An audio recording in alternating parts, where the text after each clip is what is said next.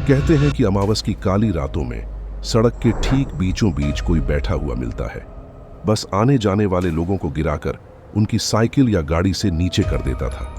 आखिर में कौन है और यह सब क्यों करता है, इसके पीछे की क्या कहानी है? तो चलिए एक रहस्यमय डरावनी सफर की ओर। इस कहानी में आपको मैं डर का ऐसा अनुभव कराऊंगा जो आप कभी सोच नहीं सकते, क्योंकि इससे पहले आपने ऐसी कहानी कहीं पर भी नहीं सुनी होगी। लेकिन अभी तक आपने हमारे चैनल को सब्सक्राइब नहीं किया है तो सब्सक्राइब जरूर करें, क्योंकि इससे हमारी आपसी नजदीकियां बढ़ जाती है। तो चलिए अपने कानों में ईयरफोन और हेडफोन लगा लीजिए, चलते हैं एक डरावनी कहानी की ओर।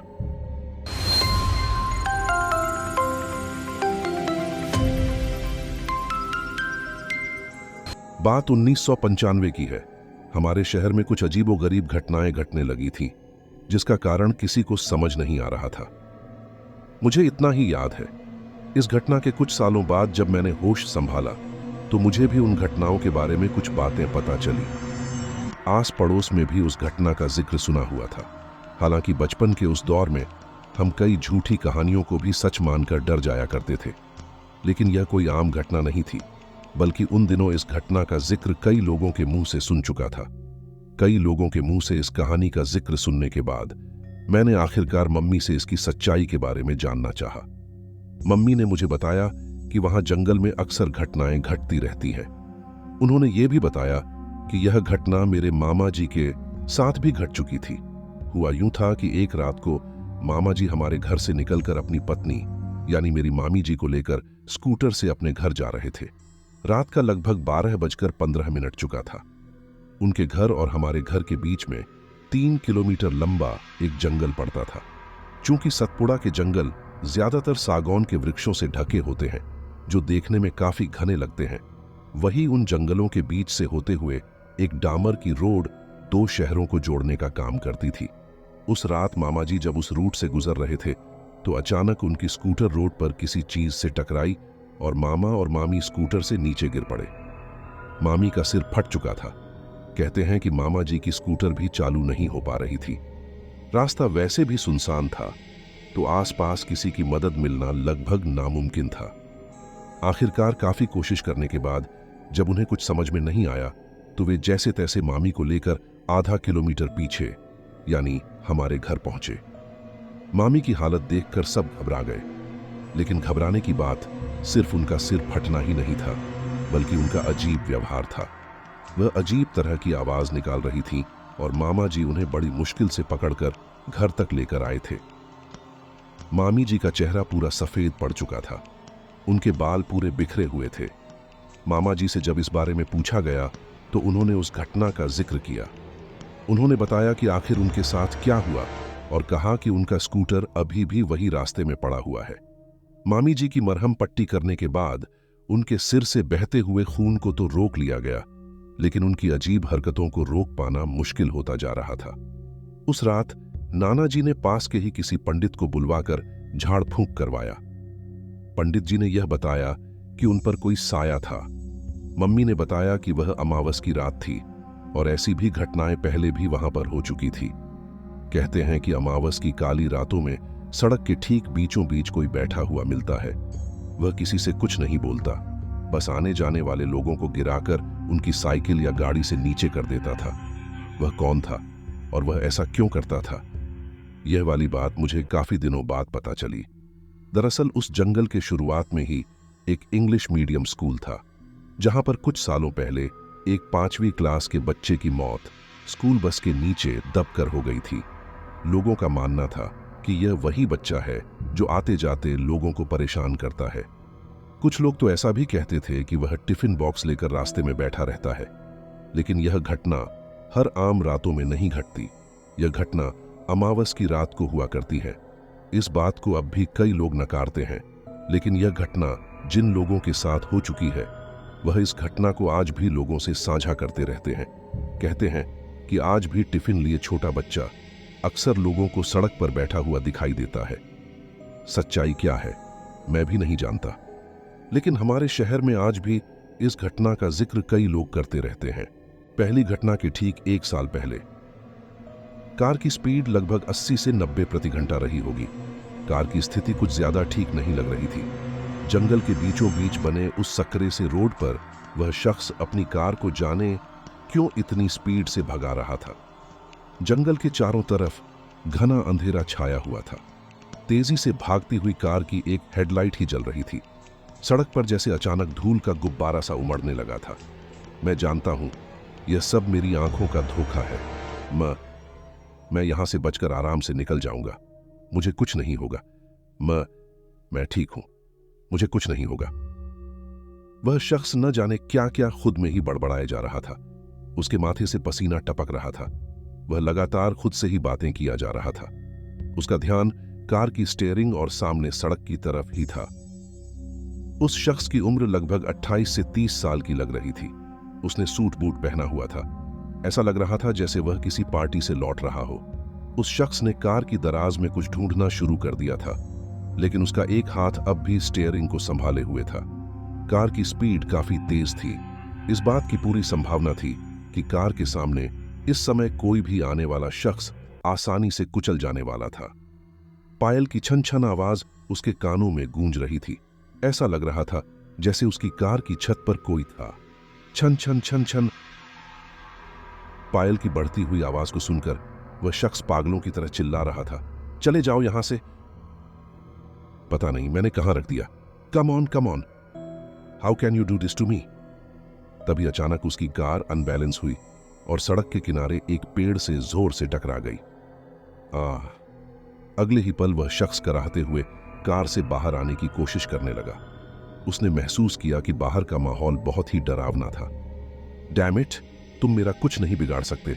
मुझे कुछ नहीं होगा, मैं जानता हूं यह सब बस एक वहम है, उसने दबी सहमी आवाज में कहा और अपने गले से टाई को निकालकर फेंक दिया। तुम इस जंगल से बचकर कहां भागना चाहते हो। तभी एक आवाज उसके कानों में गूंजी। आवाज ऐसी थी जैसे किसी शैतान की गुर्राहट हो। वह एक ऐसी भयानक आवाज थी जिसे सुनकर अच्छे अच्छों के रोंगटे खड़े हो जाते। बावजूद इसके वह शख्स अपने आप को संभालने की नाकाम कोशिश कर रहा था। घबराकर उसने आवाज की दिशा में घूमकर देखा तो उसके होश उड़ गए। दो चमकती हुई आंखें एक परछाई के साथ हवा में झूल रही थी। उसके हाथ में एक चमकती हुई कुल्हाड़ी नजर आ रही थी, जिसकी चमक उस भयानक काली रात में भी साफ साफ दिखाई दे रही थी। वह बहुत ही खौफनाक और दिल दहला देने वाला मंजर था। नहीं, तुम सच नहीं हो सकते। मैं इतनी आसानी से हाथ नहीं आने वाला हूं, कहकर वह शख्स सड़क से दूर जंगलों की ओर भागने लगा। वह शख्स एक पैर से लंगड़ा रहा था। लग रहा था जैसे इस एक्सीडेंट में उसका एक पैर जख्मी हो चुका था। हाँ, भागो और भागो। सूखी पत्तियों पर उसके कदमों के पड़ते ही चरमराहट की आवाजें जैसे घुप्प सन्नाटे को तोड़ रही थी। उसके हांफने की गति तेज होते जा रही थी। वह जंगल में काफी अंदर आ चुका था। मेरा पीछा करना बंद करो, तुम मेरा कुछ नहीं बिगाड़ सकते। मैं जानता हूं मेरे डर ने तुम्हें बढ़ावा दिया है, लेकिन मैं जानता हूं तुम असल में कुछ भी नहीं हो। तुम सिर्फ एक छलावा हो, मेरा वहम हो। तेजी से दौड़ता हुआ वह शख्स जंगल के काफी अंदर पहुंच चुका था। आज फिर अमावस की रात थी। चारों तरफ फैला हुआ घना काला जंगल उस अमावस की काली रात की भयानकता को बढ़ा रहे थे। भागते भागते वह बुरी तरह से हाँफ रहा था। उसकी सांसें फूलने लगी थीं। वह पसीने से बुरी तरह से भीग चुका था। तभी अचानक उसका पैर फिसला और उसे महसूस हुआ कि वहां पर कोई एक गहरा सा गड्ढा था। इससे पहले कि वह खुद को संभाल पाता, वह उस गड्ढे के अंदर गिर पड़ा। उसने उस गड्ढे से बाहर निकलने की काफी कोशिश की, लेकिन उसकी सारी कोशिशें नाकाम होती गईं। नो, यह सब इस भयानक जंगल और इस अंधेरी रात का छलावा है। आई एम फाइन, मुझे कुछ नहीं होगा। सुबह होगी और मैं आराम से निकल जाऊंगा। यह सब बस मेरे मन का वहम है। उस शख्स ने अपने माथे पर आए पसीने को पोंछते हुए कहा। उसने आसपास के माहौल को देखा तो उसे महसूस हुआ चारों तरफ घुप अंधेरा छाया हुआ है। डर के मारे वह पसीने से पूरी तरह भीग चुका था। उसका शरीर बुरी तरह से थका हुआ था। तभी उसे महसूस हुआ कि उसका पीछा करती हुई वह परछाई अब उसके काफी करीब आ चुकी थी। जंगल के सन्नाटे को तोड़ते हुए एक तेज गुर्राहट की आवाज गूंजने लगी। तभी उसने गड्ढे के ऊपर उस परछाई को महसूस किया जिसमें उसे आग के शोलों की तरह धधकती हुई एक जोड़ी आंखें नजर आई। उस परछाई के हाथ में वह चमकती हुई कुल्हाड़ी भी नजर आ रही थी। अगले ही पल उस शख्स की भयानक चीख ने उस जंगल के शांति माहौल को भंग कर दिया, लेकिन उसकी उस चीख को सुनने के लिए कोई इंसान वहां मौजूद नहीं था। कहते हैं अमावस की रात बड़ी भयानक और काली रात मानी जाती है। माना जाता है अमावस की रात अपने साथ कई काली शक्तियों और शैतान चक्रों को उजागर करती है। आज की रात भी ऐसी ही एक भयानक रात थी। पहली घटना के ठीक 1 साल बाद, पूरा दिन घूमने फिरने के बाद, उस रात मेरे पास 2 ऑप्शन थे। या तो मैं अपने घर में ही पार्टी दे सकता था या फिर अपने कजिन्स और दोस्तों के साथ अपने अंकल के फार्म हाउस जा सकता था। लेकिन अंकल के फार्म हाउस जाने वाला आइडिया मुझे ज्यादा पसंद आया, क्योंकि न सिर्फ वहां पर काफी मजा आने वाला था, बल्कि मम्मी पापा के रिस्ट्रिक्शन से बचने के भी फुल चांसेस थे। आखिर जन्मदिन बार बार थोड़ी आता है। यही सोचकर मैंने सभी को मेरे अंकल के फार्म हाउस जाने के लिए कन्विंस कर लिया। थके मांदे हम घर पहुंचकर बस आराम करना चाहते थे। सही मायने में अगर ये प्री प्लान्ड होता तो हम शाम तक ही निकल चुके होते, लेकिन प्लान बना ही तब जब लगभग रात के 10 बज चुके थे। वह रात कुछ अजीब सी लग रही थी। ऐसा लग रहा था कि बादलों में अंधेरा बाकी की रातों से काफी गहरा था। वह कहते हैं ना, रात का अंधेरा अपने आप में एक अजीब सा संसार बसाए रहता है। मानो तो ये सिर्फ एक रात है, न मानो तो इससे भयानक कुछ नहीं हो सकता। इस कहानी की शुरुआत भी एक ऐसी ही रात से हुई थी। वह अमावस की एक मनहूस काली रात थी। चारों तरफ घुप अंधेरा फैला हुआ था। घुप अंधेरों के बीच हमारी कार एक वीरान सड़क पर तेजी से दौड़ रही थी, जहां दूर दूर तक सिवाय हमारे अलावा और कोई नजर नहीं आ रहा था। वह सुनसान सड़क जो उन जंगलों से होकर गुजरती थी, जो 2 छोटे छोटे शहरों को एक दूसरे से जोड़ती थी। ये सड़क लगभग 21 किलोमीटर लंबी थी। सड़क के दोनों तरफ फैला हुआ घना काला जंगल था। ये वही जंगल था जिसके बारे में कई सारी भूतियां अफवाह फैलाई जाती थी। हालांकि मैं इन भूतिया चीजों पर विश्वास नहीं करता था। मेरे दादाजी कहते थे कि भूत प्रेतों के ऊपर विश्वास 2 तरह के लोग करते हैं।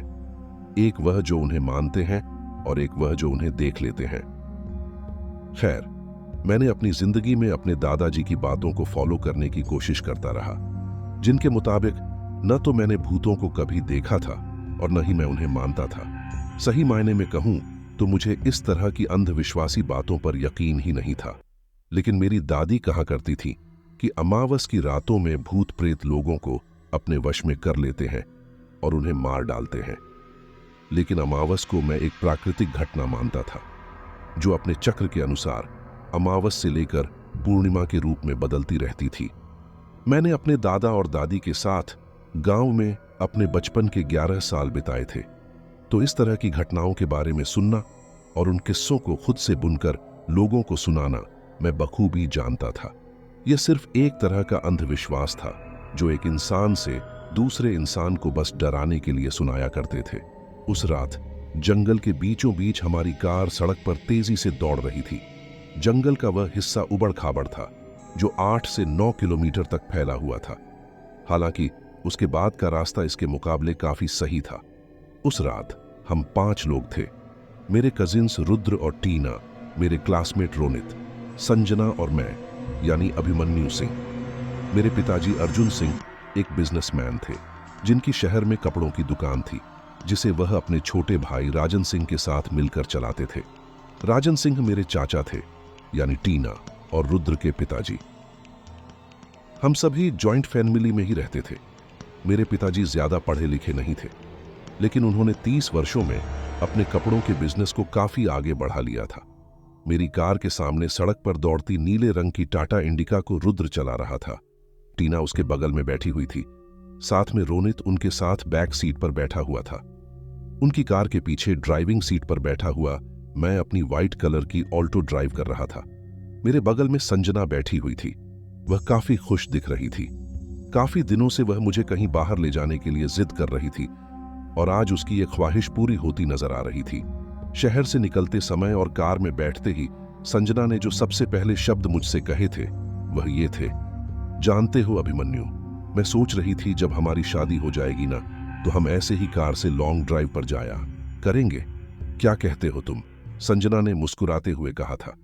दरअसल मैं संजना को पसंद करता था और संजना भी मुझे पसंद करती थी।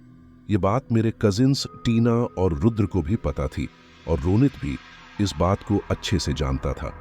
हालांकि इस ट्रिप के लिए संजना के माता पिता को मनाना इतना आसान नहीं था, लेकिन मेरी बहन टीना की वजह से यह पॉसिबल हो पाया था, क्योंकि संजना मेरी गर्लफ्रेंड थी और टीना की बेस्ट फ्रेंड। संजना हमारे पड़ोस में ही रहती थी। वह टीना से उम्र में 3 साल बड़ी थी और बचपन से ही टीना को अपनी छोटी बहन की तरह प्यार करती थी। टीना भी उसे अपनी बड़ी बहन समझती थी। संजना और मुझे एक दूसरे से प्यार स्कूल टाइम में ही हुआ था, जो समय के साथ परवान चढ़ चुका था। संजू, मैं जानता हूं कि तुम बहुत खुश हो और मैं इसलिए खुश हूं क्योंकि तुम मेरे साथ हो। वैसे हम तुम्हारे अंकल के यहां कब तक पहुंच जाएंगे? I am very tired. ज्यादा टाइम नहीं लगेगा, लेकिन लगभग 1.5 से 2 घंटे में हम वहां पहुंच जाएंगे। 1.5 से 2 घंटे? लेकिन यह इतना बड़ा रास्ता तो नहीं था। अरे बाबा, बीच में वह जंगल वाला रास्ता पड़ता है ना। रात का समय है और वहां पर रास्ता थोड़ा उबड़ खाबड़ है, तो गाड़ी संभाल कर चलाना पड़ता है। यार, यह जंगल वंगल से जाने से बेहतर है कि कोई दूसरा रास्ता ले लेते हैं, भले 1 घंटा ज्यादा लगे, संजना ने अंगड़ाई लेते हुए कहा था। मुझे तो कभी कभी तुम्हारा समझ में नहीं आता। तुम्हें लॉन्ग ड्राइव भी करनी है और तुम्हें इतना कुछ सोचना भी है। अरे बाबा, तुम डरती बहुत हो। वैसे दूसरा कोई रास्ता है भी नहीं।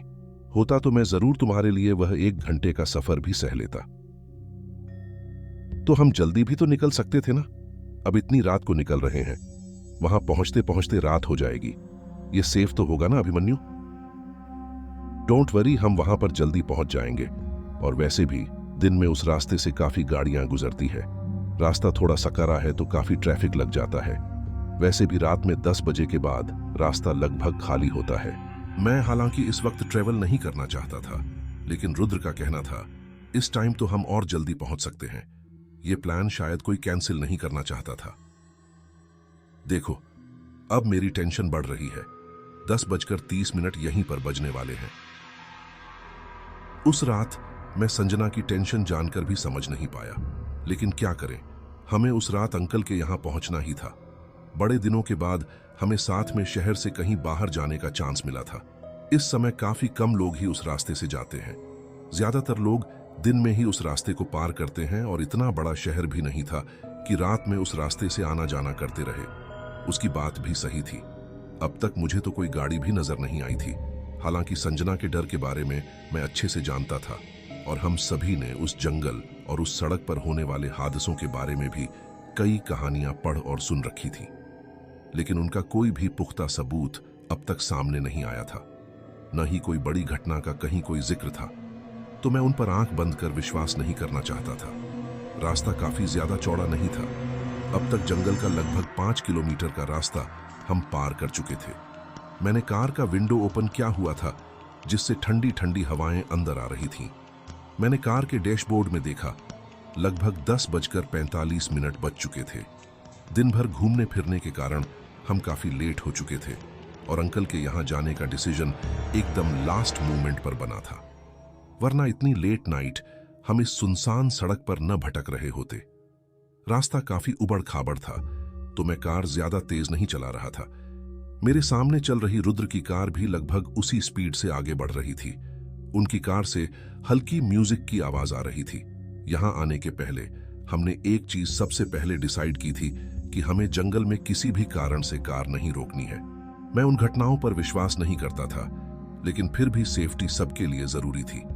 वैसे भी ऐसे जंगल झाड़ वाले इलाकों में भूतों से ज्यादा डर इंसानों से हो सकता था। वैसे इस जंगल से ज्यादा आना जाना हम लोग का होता नहीं था, लेकिन 1-2 बार मामा जी के साथ जंगल से गुजर चुका था। उस समय रुद्र भी मेरे साथ था। हाँ, यह बात और थी कि उस समय लगभग शाम का समय था। आज रात में तो यह जंगल मुझे बिल्कुल ही अलग नजर आ रहा था। जैसे जैसे हम जंगल की ओर बढ़ते जा रहे थे, ऊपर आसमान में मौसम खराब होता जा रहा था। हालांकि यह बारिश का समय नहीं था, तब भी बादल गरज रहे थे और 1-2 बार बिजली भी चमकी थी। अमावस की उस रात में आसपास का जंगल वाकई में बड़ा ही डरावना लग रहा था। कार चलाते चलाते न चाहते हुए भी मेरी नजर सड़क के बगल में सीधे खड़े उन जंगली पेड़ों की तरफ जाने लगी थी।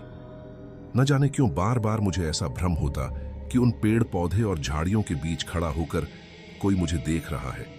एक तो इतनी अंधेरी रात और हवाओं की वजह से पत्तियों के फड़फड़ाने से अजीब तरह की आवाजें पैदा हो रही थीं, जिसे अगर महसूस करें तो अजीब अजीब से ख्याल मन में आने लगते थे। खैर, अंधेरा और रात का यह भ्रम अक्सर लोगों को हुआ करता है और शायद मुझे भी हो रहा था। मैं अपने आप को विश्वास दिला रहा था कि वहां पर बड़े पेड़ों और छोटी झाड़ियों के अलावा कुछ भी नहीं था। मेरे कजिन टीना और रुद्र की वजह से ये रात का सफर करना पड़ा। उसे ही एडवेंचर चाहिए था, फिर भले ही वह 2 घंटे का सफर क्यों ना हो। अंकल के यहां जाने का एक बहाना भी मिल गया था। यार अभिमन्यु, मुझे बहुत डर लग रहा है। आसपास देखो, एक स्ट्रीट लाइट भी नजर नहीं आ रही है। क्या इस रात में इस सड़क से हमें आना जरूरी था क्या? इस सफर पर आने के लिए सिर्फ 2 लोग ही एग्री नहीं थे। पहला रोनित, जो कि छोटी छोटी चीजों से भी डर जाया करता था, और दूसरी संजना, जिसे छोटी छोटी बातों को भी बतंगड़ बनाने का शौक था। तुम्हें डरने की बहुत पुरानी बीमारी है संजू। सबसे पहले तो तुम कार से बाहर देखना बंद करो। मैं तुम्हारी तरफ का विंडो क्लोज कर देता हूं। वहां वाकई में घुप अंधेरा है। मैं जानता हूं तुम्हें डर लग रहा होगा। अगर तुम्हें देखना ही है तो सामने सड़क की तरफ देखो। रुद्र, टीना और रोनित भी चुपचाप कार में जा रहे हैं ना? वह सब भी हमारे साथ हैं। इतना टेंशन मत लो या फिर आंखें बंद कर लो। हम बस 1 घंटे में पहुंच जाएंगे। 45 मिनट में जंगल पार हो जाएगा। उसके बाद और 10 किलोमीटर का रास्ता है। संजना ने मेरी बातें सुनकर अपनी आंखें बंद कर ली। मेरी नजरें अब भी सामने सड़क की ओर थी। मेरी कार की हेडलाइट से रुद्र की कार साफ नजर आ रही थी। हमारी गाड़ी की स्पीड लगभग 20 से 30 रही होगी, क्योंकि उस सड़क पर इससे ज्यादा स्पीड में गाड़ी चलाना थोड़ा मुश्किल काम था। हालांकि कुछ दूरी जाने के बाद सड़क काफी अच्छी हो जाने वाली थी। यह बात रुद्र और मैं दोनों ही जानते थे। जैसा कि मैंने पहले भी बताया था, अंकल के साथ हम इस सड़क पर पहले भी 2-3 बार गुजर चुके थे, तो हमें रास्ते का थोड़ा बहुत आइडिया तो था ही। अगर टीना और रुद्र नहीं होते तो शायद आज का प्लान बनना बहुत मुश्किल था। हम भाई बहन चचेरे होने के बावजूद भी एक दूसरे से सगे भाई बहनों की तरह प्यार करते थे। रुद्र लगभग मेरी ही उम्र का था और टीना हमसे 3 साल छोटी थी। हम तीनों एक ही कॉलेज में पढ़ते थे। हम तीनों में सगे भाई बहनों जैसा प्यार था। साथ ही हम तीनों बेस्ट फ्रेंड भी थे। रोनित, रुद्र, मैं और संजना फाइनल ईयर में थे और टीना ने इसी साल हमारे कॉलेज में फर्स्ट ईयर में एडमिशन लिया था। टीना तो हम दोनों भाइयों की जान थी। शहर से निकले 30 मिनट से ज्यादा का वक्त हो चुका था। अब तक सब कुछ ठीक चल रहा था। उस रात मेरे साथ भी अजीब सी घटना हुई। संजना मेरे बगल में बैठी बार बार अपनी कार में लगे स्टीरियो सिस्टम पर गाना बदल रही थी। मेरी कार के सामने रुद्र की कार भी चल रही थी। कार की विंडो से मैं ठंडी हवा का झोंका आराम से महसूस कर पा रहा था। सड़क के दोनों तरफ फैले हुए जंगल से पत्तियों के आपस में टकराने की आवाज आ रही थी। कई बार तो यह आवाज इस तरह का भ्रम पैदा कर रही थी जैसे कुछ लोग आपस में बातें कर रहे हैं, जिसे सुनकर कमजोर दिल वाला आदमी तो वाकई में बिल्कुल डर जाता। अभिमन्यु, गाड़ी रोको! अचानक संजना चीखी। उसने कार का म्यूजिक बंद कर दिया था। अब क्या हुआ? वह देखो, वहां पर कोई गाड़ी दिखाई दे रही है। ऐसा लग रहा जैसे बिल्कुल हमारी जैसी एक ऑल्टो कार खड़ी है। मैंने संजू की नजरों का पीछा करते हुए उस तरफ देखा, लेकिन वहां मुझे सिवाय पेड़ों के और कुछ नहीं दिखाई दिया। संजू, प्लीज मजाक करना बंद करो, वहां कोई नहीं है। गाड़ी रोको! अभिमन्यु, सच में वहां पर कोई है। एक गाड़ी बिल्कुल हमारी इस कार की तरह, व्हाइट कलर की ऑल्टो। संजू ने घबराई आवाज में कहा। लड़कियों को कार का नाम कब से याद होने लगे, और वैसे भी इस दुनिया में ऑल्टो कार एक ही नहीं है। I am not joking. वह कार वहां इस तरह क्यों रुकी हुई है? Please stop! संजना मुझे कुछ डरी हुई सी लगने लगी। Sorry, I can't. तुम जानती हो ना हमने क्या डिसाइड किया था। मैंने उसे डांट कर कहा तो वह चुप हो गई, लेकिन वह अब भी अपने विंडो से बाहर उन जंगलों की तरफ देख रही थी। मुझे नहीं पता संजू ऐसे क्यों बिहेव कर रही थी, जबकि उन अंधेरे जंगलों में कोई भी नहीं था। मैंने उसे काफी देर तक समझाया और उससे कहा कि इस तरह बाहर देखना बंद करो। हम बीच में ऐसे ही गाड़ी रोक नहीं सकते। ये किसी भी तरह से सेफ नहीं है। जंगल में कुछ बदमाश लोग भी हो सकते हैं। अंधेरे में कभी कभी पेड़ पौधे हमें ऐसे आकार में दिखाई देने लगते हैं जो हमारे दिमाग में खौफ पैदा कर देते थे। शायद संजू को भी ऐसा ही कोई भ्रम हुआ हो। संजू अब शांत हो चुकी थी, लेकिन मैंने उसके चेहरे पर एक डर देखा था। इसीलिए मैंने उसे आंखें बंद करके सोने की सलाह दी ताकि वह कुछ देर रेस्ट कर सके। संजू आंखें बंद करके रेस्ट करने लगी थी। हालांकि इस जंगल के बारे में कई किस्से कहानियां थीं। असली तो एक भी नहीं लगती थी, बल्कि मनगढ़ंत ज्यादा लगती थी। इतने सालों में ऐसा कोई खास पुख्ता सबूत उन किस्सों को प्रूव करने के लिए था भी कहां। मैं कार ड्राइव करता रहा। जंगल में बने उस सुनसान सड़क पर कोई भी स्ट्रीट लाइट नहीं थी। जो कुछ था वह सिर्फ हमारी कार से आती हुई रोशनी थी, इसके अलावा कुछ भी नहीं। हम अपनी मंजिल की तरफ धीरे धीरे बढ़ रहे थे। सामने की तरफ रुद्र की कार अभी 7 से 8 फीट की दूरी पर चल रही थी।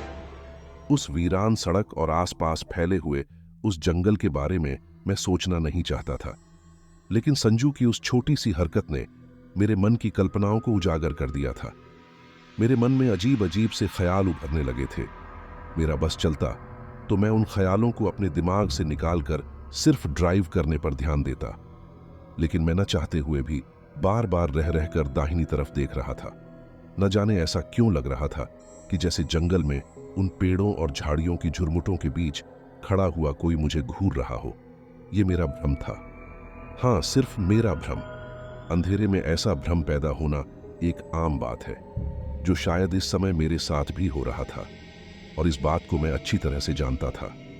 वह मैं ही था जो हमेशा से सभी को अंधविश्वास और कोरी कल्पना के ऊपर भरोसा न करने का ज्ञान दिया करता था। लेकिन कहते हैं ना, कुछ घटनाएं जिंदगी बदल देती हैं, और उन घटनाओं पर आपका कोई वश नहीं चलता। कार के डैशबोर्ड में लगभग 11 बज रहे थे। अगले ही पल कुछ चीजें बदलने लगी। मैंने जंगल में कुछ ऐसा देखा जिसकी मैंने कभी कल्पना भी नहीं की थी। जाने क्यों मुझे ऐसा लगा जैसे उन पेड़ों के बीच जंगल में सफेद कपड़ों में लिपटा कोई खड़ा है और वह मुझे घूर रहा है। सबसे बड़ी बात यह थी कि मेरी कार की स्पीड 20 से 30 के आसपास होने के बावजूद भी वह शख्स, मतलब मैं नहीं जानता वह कौन था, शायद कोई परछाई, वह जो कोई भी हो, हमारे कार के साथ तेजी से चल रहा था। ऐसा लगने लगा था शायद वह चल नहीं रहा था, बल्कि हवा में तैरते हुए हमारे कार के बराबरी में उड़ रहा था। मैं कभी स्टीयरिंग को एक नजर देखता तो कभी सामने सड़क की ओर, कभी कभी दाहिनी तरफ उस जंगल की ओर भी देख लेता। मेरे शरीर में अचानक झुरझुरी आने लगी थी, गला सूखने लगा था। मैंने अपनी लाइफ में आज तक इस तरह की किसी भी स्थिति का सामना नहीं किया था। सड़क से जंगल की दूरी लगभग 15 से 20 फीट के आसपास रही होगी। मैं जानता था कि शायद यह किसी तरह का भ्रम है। यह बात मैंने काफी लोगों से सुनी हुई थी कि इस जंगल में इस तरह के भ्रम अक्सर लोगों को होते रहते हैं। हालांकि मैं अभी भी उन कहानियों और उसकी बातों को नकार रहा था जो इस जंगल और इस सड़क के बारे में सुनी और लिखी जाती है। संजना अब भी मेरे बगल में आंखें बंद करके लेटी हुई थी। सामने रुद्र की कार अब भी दिखाई दे रही थी, जो लगभग मेरी कार से 4 मीटर की दूरी पर चल रही थी। मैं अब भी रह रहकर बार बार दाहिनी तरफ के जंगलों में देख रहा था। वह शख्स थोड़ी थोड़ी देर में मुझे दिखाई दे रहा था। ऐसा लगने लगा था जैसे उसकी आंखें सिर्फ मुझ पर थी। अंधेरे में भी जाने क्यों वह और उसकी आंखें साफ साफ दिखाई देने लगी थीं। मुझे समझ नहीं आ रहा था कि मैं क्या करूं।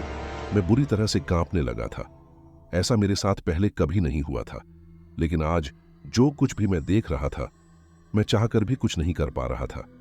जंगल में जो परछाई मुझे दिखाई दे रही थी, उसे देखकर मेरा डर बढ़ने लगा था। वहां वाकई में कोई परछाई थी या सिर्फ यह भयानक जंगल मुझे इस तरह के भ्रम में डाल रहा था। मैंने विंडो मिरर को बंद करने का फैसला किया। मैं अभी उसे बंद ही कर रहा था कि तभी मैंने कार में एक गुर्राहट की आवाज सुनी। मेरे रोंगटे खड़े हो गए। ऐसा लग रहा था दूर खड़ा वह व्यक्ति, जो कोई भी था, वह मुझे देखकर गुर्रा रहा था। उसकी आवाज मुझे कार के अंदर तक सुनाई दे रही थी। यह कैसे हो सकता था? मेरी सांस फूलने लगी थी। मेरे हाथ पैर ठंडे पड़ने लगे थे। स्टीयरिंग से मेरा हाथ छूटने लगा था। अब मेरे पास संजना को बताने के अलावा कोई और तरीका नहीं था। कभी कभी डर अकेले इंसान को खा जाता है, लेकिन साथ कोई हो तो डर को काफी हद तक मात दी जा सकती है। मैंने हिम्मत करके दाहिनी तरफ जैसे ही मुड़कर संजना से कुछ कहने की कोशिश की, अचानक से मेरे होशो हवास उड़ गए। मैंने देखा कि संजना का चेहरा मेरी तरफ था। उसकी आंखें दहकते शोलों की तरह लाल थीं और वह मुझे घूर रही थी। और तो और वह गुर्राहट की आवाज जो मैंने सुनी थी वह कहीं और से नहीं बल्कि संजना के मुंह से आ रही थी। वह आवाज किसी अजीब से जानवर की तरह थी, एक ऐसी आवाज जिसे सुनकर रूह कांप उठे। ऐसी आवाज मैंने जिंदगी में पहले कभी नहीं सुनी थी। मैं बस चीखना चाहता था, लेकिन मेरी चीख जैसे हलक में अटक गई। मेरा हाथ कार की स्टीयरिंग पर कसता जा रहा था और संजना का चेहरा कोई भयानक आकार लेता जा रहा था। आह संजू, बचाओ, हेल्प मी। मेरी आवाज जैसे गले में ही अटक चुकी थी। मैं चाहकर भी चीख नहीं पा रहा था और न ही कार का ब्रेक लगा पा रहा था। ऐसे लग रहा था कि कार की स्टीयरिंग और ब्रेक पर मेरा कोई कंट्रोल नहीं था। मैं चिल्लाना चाहता था, डर के मारे मेरी आंखें बंद होने लगी थीं। मैं अपनी बॉडी से अपना कंट्रोल खोने लगा था। मुझ पर आज तक किसी भी तरह का डर इतना हावी नहीं हुआ था जितना कि आज हो रहा था। मैं समझ नहीं पा रहा था आखिर यह सब क्या हो रहा है। यह किसी बुरे सपने से भी ज्यादा डरावना था। मैंने घबराकर दाहिनी तरफ देखा। वह परछाई सा दिखता शख्स अब मुझे दूर उन पेड़ों के बीच दिखाई नहीं दे रहा था। अचानक वह परछाई मुझे मेरी कार के बोनट पर बैठी हुई दिखाई दी। उसका चेहरा बिल्कुल मेरी आंखों के सामने आ चुका था। इतना भयानक दृश्य मैंने पहले कभी नहीं देखा था। ऐसा लगा अब बस मेरा कलेजा हलक से बाहर निकल पड़ेगा। तभी मैंने पूरी कोशिश करके ब्रेक लगाया और एक बहुत जोरदार ब्रेक के साथ अगले ही पल धड़धड़ाकर कार रुक गई। इसी के साथ मेरा चेस्ट स्टीयरिंग से जोर से टकराया और लगा जैसे मेरी जान निकल जाएगी। आह, क्या हुआ अभिमन्यु, तुमने इतनी जोर से ब्रेक क्यों लगाया? आह, मेरा सिर। मैंने अपनी दाईं तरफ मुड़कर देखा। वह संजू की आवाज थी। उसकी आवाज बिल्कुल नॉर्मल हो चुकी थी। अभी 1 मिनट पहले वह किसी भूखे भेड़िए की तरह मुझ पर गुर्रा रही थी, लेकिन अब तो वह मुझे बिल्कुल नॉर्मल लग रही थी। कार रोकते ही उसका सिर फ्रंट मिरर से टकरा चुका था। संजू के सिर पर चोट लगी थी। स्टीयरिंग से मेरा चेस्ट टकराने की वजह से मुझे भी चेस्ट में तेज दर्द हो रहा था, लेकिन अब संजू बिल्कुल ठीक लग रही थी। मैंने उसकी आंखों में देखा, वह बिल्कुल नॉर्मल लग रही थी। कार की बोनट पर अब कोई नजर नहीं आ रहा था। सब कुछ जैसे शांत हो चुका था। यहां तक कि विंडो से आती हुई हवा भी अब बिल्कुल शांत हो चुकी थी। लेकिन आसपास की अजीब सा काला अंधकार देखकर कुछ डर सा लग रहा था, जैसे कोई भयानक घटना घटने वाली हो। क्या हुआ? तुम मुझे ऐसे क्यों देख रहे हो अभिमन्यु? सब ठीक तो है ना? तुमने कार में इतनी जोर के ब्रेक क्यों लगाया? संजू ने अपना हाथ अपने सिर पर मलते हुए कहा। उसकी आंखें भारी लग रही थी, जैसे वाकई उसकी आंख लग गई हो। मैं चाहकर भी संजू को उन घटनाओं के बारे में नहीं बता पाया। मैंने बहुत कोशिश की, लेकिन मैं उसे कुछ नहीं बता पाया। मुझे कुछ समझ में नहीं आ रहा था कि जो कुछ भी मेरे साथ हुआ वह सच था या सिर्फ मेरा भ्रम। लेकिन जागती आंखों से इस तरह का भ्रम होना मेरे लिए अविश्वसनीय था। अभिमन्यु, क्या हो रहा है? तुम ठीक तो हो ना? तुम इतने घबराए हुए क्यों लग रहे हो? एक तो यह देर रात और ऊपर से यह जंगल का सफर। यार, पता नहीं क्यों मुझे ठीक नहीं लग रहा है कुछ भी। आई एम सॉरी, तुम ठीक तो हो ना? I am fine. लेकिन हुआ क्या आखिर तुम्हें? नथिंग, सब ठीक है। बस यूं ही थोड़ी आंख लगने लगी थी, पर मैं ठीक हूं। मैंने गहरी सांस ली और अपने आप को समझाने की कोशिश की कि वह सब सच नहीं था। मैं वह सब कुछ बताकर संजू को डराना नहीं चाहता था। तुम्हें नींद आ रही है तो लाओ मैं ड्राइव करती हूं। नहीं, मैंने कहा ना मैं ठीक हूं। इस रास्ते के बारे में तुम्हें ठीक से पता नहीं है। काफी गड्ढे हैं यहां पर। एक बार यह गड्ढे वाला रास्ता पार कर ले, उसके बाद चाहो तो तुम चला लेना। कभी कभी मन का वहम भी एक बड़े डर के रूप में निकलकर सामने आ जाता है। दादाजी के मुंह से सुनी हुई बात जैसे अब मेरा डर बनकर सामने आने को आतुर थी। अगले कुछ पल कार में खामोशी रही। मैं बिना कोई बात किए सामने चलती हुई रुद्र की कार को फॉलो करना चाहता था। मुझे लगा अब तक तो वह लोग काफी आगे निकल गए होंगे। मैंने अपने डर को कंट्रोल करने की कोशिश की और उन छोटी घटनाओं को इग्नोर करके आगे बढ़ने का फैसला किया। मैंने अपनी कार की चाबी घुमाई और कार स्टार्ट की। कार ड्राइव करके अभी 1 मिनट ही हम चले होंगे कि मैंने देखा कि रुद्र की कार बीच सड़क पर रुकी हुई थी। ये इन लोगों ने कार को बीच में क्यों रोका हुआ है? रुद्र को क्या हो गया है? अचानक कार क्यों रोक दिया? यार वह कर क्या रहा है? संजना ने अपना सिर दबाते हुए कार के फ्रंट शीशे की तरफ देखा। सामने रुद्र की कार रुकी हुई थी। कार का पार्किंग इंडिकेटर चालू होता। यह क्या हो रहा है यार? यार ये साला रुद्र ने अचानक से जंगल में कार क्यों रोक दी? मैंने अपने आप से कहा। मैंने कार की गेट का विंडो ग्लास नीचे किया और उसमें से झांक कर सामने की तरफ देखने लगा। यार वह कर क्या रहा है? बगल में बैठी हुई संजना ने मुझसे पूछा। I don't know. कार के विंडो से अपना सिर बाहर निकालकर मैंने रुद्र की तरफ आवाज लगाई, लेकिन शायद मेरी आवाज उन तक पहुंच नहीं पाई। हम दोनों की कार के बीच 5 से 6 मीटर का फासला था। यार लगता है कोई है वहां पर। मैं सही था, वहां वाकई कोई नजर आ रहा था। कोई है? मतलब क्या कहना चाह रहे हो तुम? संजना ने घबराते हुए पूछा। पता नहीं, ऐसा लग रहा है रुद्र कार के विंडो ग्लास को नीचे करके किसी से बात कर रहा है। लग रहा है वहां पर कोई खड़ा है। मैं जो देख पा रहा था वही कहा। यार क्या मजाक कर रहे हो? अब भला जंगल में कोई लिफ्ट तो मांग नहीं रहा होगा? कहते हुए संजना ने कार का दरवाजा खोलना चाहा। मैंने संजू का हाथ पकड़ते हुए कहा, संजना कार से नीचे मत उतरना, मुझे ठीक नहीं लग रहा है। कहकर मैंने सामने खड़ी हुई रुद्र की कार की तरफ देखा। हमारे चारों तरफ अंधेरा था और सिर्फ हमारे कार की हेडलाइट की रोशनी सामने खड़ी उनकी कार पर पड़ रही थी।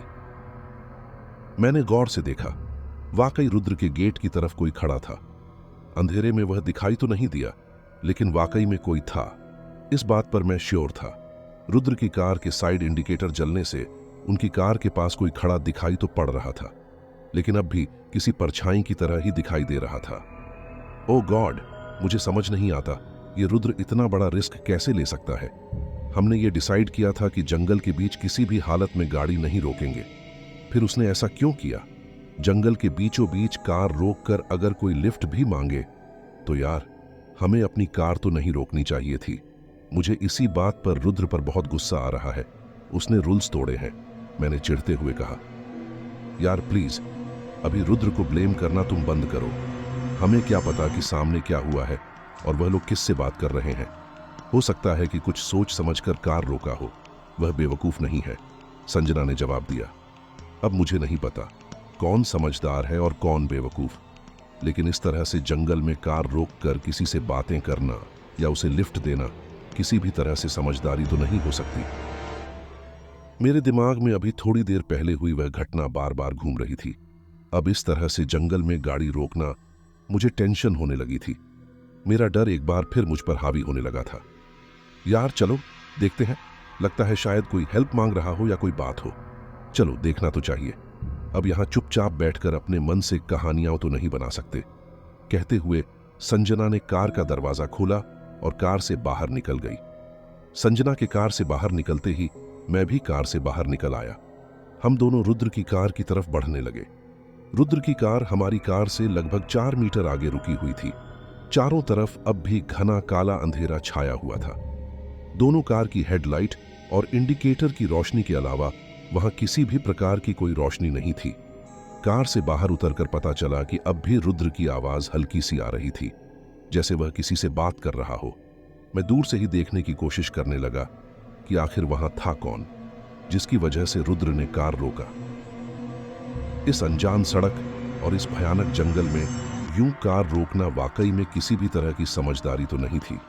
हालांकि वह शख्स अब भी कार के इंडिकेटर की धीमी लाइट्स में मुझे ठीक से नजर नहीं आ रहा था। यार अभिमन्यु, वहां पर कोई तुम्हें दिखाई दे रहा है क्या?